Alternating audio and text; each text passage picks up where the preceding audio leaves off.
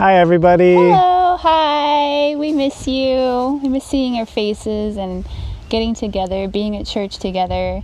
But that's where we're at right now. Personally, we're in Missouri. As you can see, we've got beautiful nature all around us, and we don't have cell phone reception at my parents' house, so we're driving to places like this when we make our calls to you and make these videos. So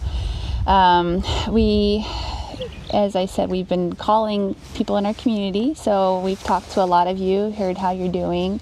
It's really great to hear how you're making the best out of an interesting and different situation, despite being in close quarters with everybody in your home, despite maybe being laid off or having your hours reduced. A lot of people are still really in positive spirits and encouraging each other. So that's really great to hear. And we're also praying for everybody who is facing challenges, reduced hours, sickness, or frustrating situations. And so please also pray for each other and keep each other in your prayers. If you haven't heard from us yet, we will be getting to you. It just takes a while to go to everybody, but also please think of each other and reach out to each other, call each other. If there's somebody you're thinking of who might be having a difficult time or just that you miss, please reach out to each other and we can take care of each other as a community like that. Yeah, for ourselves, it's been a really good opportunity for us to kind of get away from things and reassess a lot of things that are important to us in terms of both our families and ourselves personally, but also in terms of our ministry and our church. Sometimes, with having to do service every week and many different things that are involved in our weekly schedule, it's easy to get caught up in that routine and be focused on that instead of being focused on maybe our goals or our vision for the future. So it's been really good for us to kind of scale back and to watch our schedule just disappear and then to ask ourselves, what do we want to do going forward? Especially since we were really excited about going to Ukraine in a week. It was going to be next week we were going to go. And planning to make a lot of our vision for the future of our church based off of our visit to Ukraine. We don't know at this point when we're going to be able to go. Maybe it won't even be this year. We just don't know. So we decided to just move forward anyway. So this period of time has allowed for us to have more flexibility to spend time together talking about what do we want our church to look like 20 years from now when we're in our when we're in our 50s and when our kids are, maybe having kids, what kind of foundation are we want to prepare for the future, and also not just to dream and not just to have airy-fairy ideas, but to think, what steps do we have to take to get there? What are we talking about in terms of money? What are we talking about in terms of manpower? What are we talking about in terms of programs? And our building, our structure. Our building, yeah. So how do we get from where we're at to where we want to be in, realistic terms and in terms that we can all really believe in and work towards? So that's a hard thing because it requires a certain level of accountability to results and to tangible steps, but it's good. It's important for us to do that, and it's also just in general been good for us to work on some things that have come up with the recent challenges, and for us to spend more time in nature. And we're looking forward to being back in Denver probably on Monday. So We'll be closer to you, even if we can't see you personally. Yeah.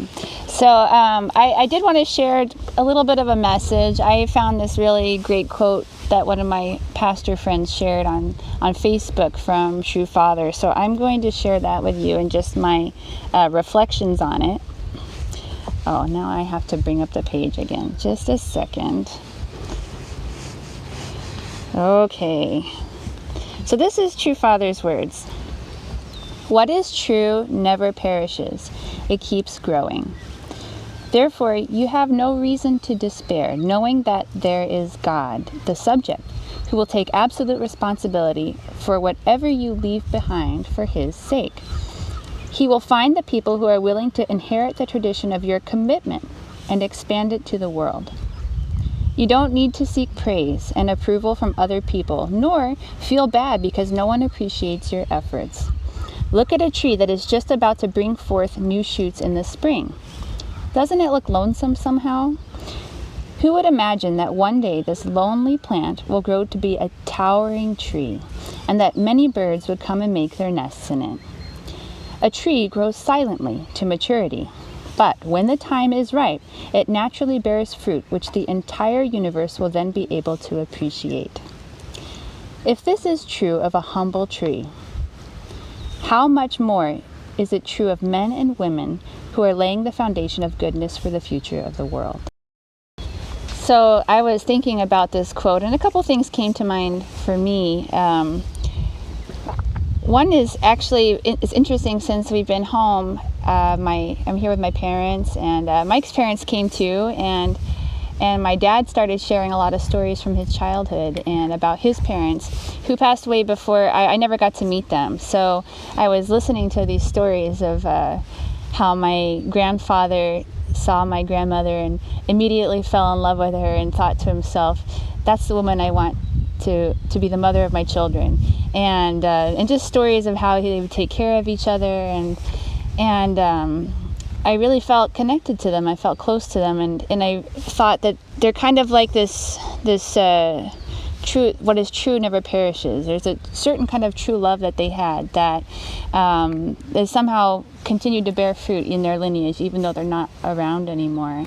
And I think I don't usually have that long scope of perspective, through generations. I'm thinking about what's happening today, what's happening next week, what's happening with my kids right now, and if things aren't moving fast enough, or I can get frustrated with a situation. But I think it's valuable to also think of what am I creating, not just for this moment or for this week, but what am I creating, for the future, for my children, for my lineage, for my descendants who I may never even see, and for this world that I might not live to see what it looks like in 100 years. But I can really see that my grandparents have a fruit that's bearing fruit now.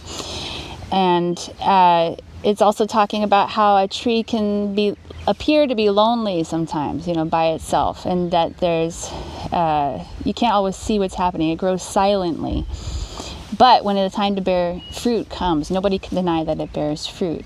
And I think especially in this time where a lot of people are quarantined to their homes or not being able to see each other, it can feel lonely, and maybe don't feel the value of what we're doing, especially if what we typically do involves other people, or involves going out, or involves making an impact on society. And right now we're stuck at home. But in the same way, don't give up, and keep working on what you can work on. Work on your relationship, work on yourself, work on your relationship with God. And that when the time is ripe, it will naturally bear fruit. That nothing is wasted. God sees our efforts, and what is true is everlasting. And I like even what it said here, that God, the subject, will take absolute responsibility for whatever we leave behind for his sake. And he will inherit the tradition of our commitment and expand it to the world. So I thought that was really beautiful, and something that is relatable to any time of our life, but maybe especially now when we're feeling maybe we can't contribute the same value we normally give to people, or we can't do the things that we want to do, and maybe we feel a little lonely. But I think there's a lot of encouragement there. So I just wanted to share that with you. Maybe there's something you can reflect on in your life, or maybe you can maybe it's a good time to talk to your parents or your grandparents over FaceTime and listen to their stories, hear how maybe the efforts of your ancestors are bearing fruit in your life, and can give you perspective on your future too. So that is my little message for you today. And we're gonna just share some announcements and kind of updates for what's going on and what maybe can be beneficial to you this week. Yeah.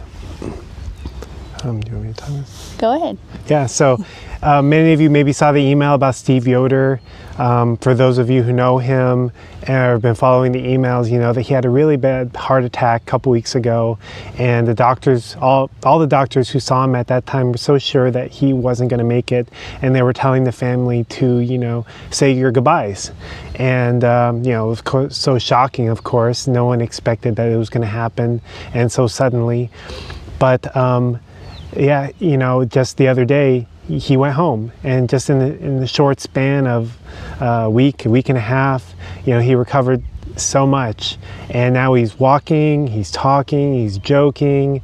So he still needs care at home. Yeah. So still keep him in your prayers. I know Kathy Yoder posted on Facebook a meal sign-up sheet for their family. So if you feel called to help that way, please do. But really, thank you so much for your prayers. Susan has expressed so much how she feels that it's because of people's prayers that it's kind of like a miracle could happen. Also, our virtual small group has officially started. Our first meeting happened this morning with one of our groups. So if you feel you missed out, or maybe at this point, as you see the time is kind of going by, you feel like you're going to miss face-to-face relationships with other people in our community, it's not too late. Just let me know. We can make up another group. I'll probably be starting one myself in the next week or so. So that's a good time to connect to each other, centered on God's Word, but also just to connect to each other, check in with each other. I'm hoping that beyond just a small group, it can be like a group of people who call in on each other, check on each other, and support each other in many different ways. Yeah. I sent out an email also earlier this week about tithing from a distance, and I just want to remind you that that's options. Someone asked me, how safe is it to send checks to the church? And so that's a good question. Actually, we've had people who've been sending checks as in the mail for years, and we have someone, even though we're not there right now, we have someone checking the mail every day, and they're putting those letters, giving them to the bookkeeper. And so, as far as I know, at least since we've been here, there's never been a situation where any checks have been misplaced or lost or anything like that. And the mail is being checked every day. But there are other options to give as well, including texting and PayPal and the credit cards. So if you have any questions, please see back to that email, or you can go to our website, coloradofamilychurch.org, and there's a give link. And you can see all the options, including Amazon Smile and King Soopers community rewards. And if you haven't signed up for one of those yet, please do. It does help. Every little bit helps. And we are going to get hit by this financially. Just naturally, some people are not able to make as much money as they could. People aren't able to give as much as they usually would. And so if you can continue to give consistently, it would be helpful for us.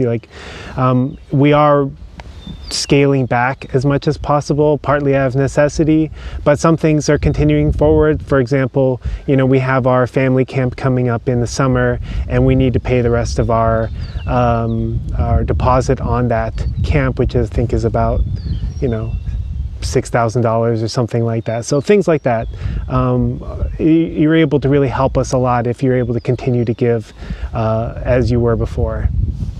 Another thing is that despite the stay-at-home order for Denver and Colorado right now, in the details, churches are still listed as essential places.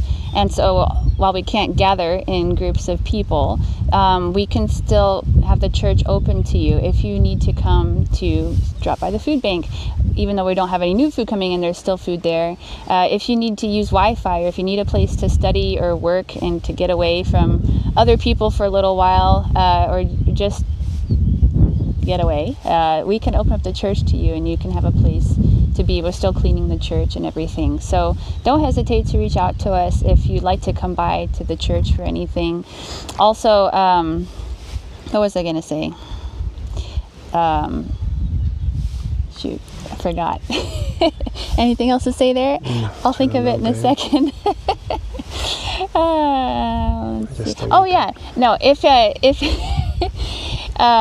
Also, if you do have any prayer requests or needs, please don't hesitate to let us know. Again, we can, I know we're all independent people here in Colorado and America, but I've had people reach out to me and say, I'm happy to help out somebody if there's some need that can be addressed. So don't worry, we're all here together, and we want to support each other. So we are here for you, our church building and our community.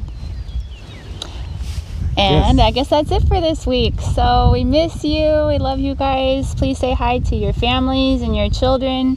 And don't hesitate to give us a call or a text. Just to talk is fine too.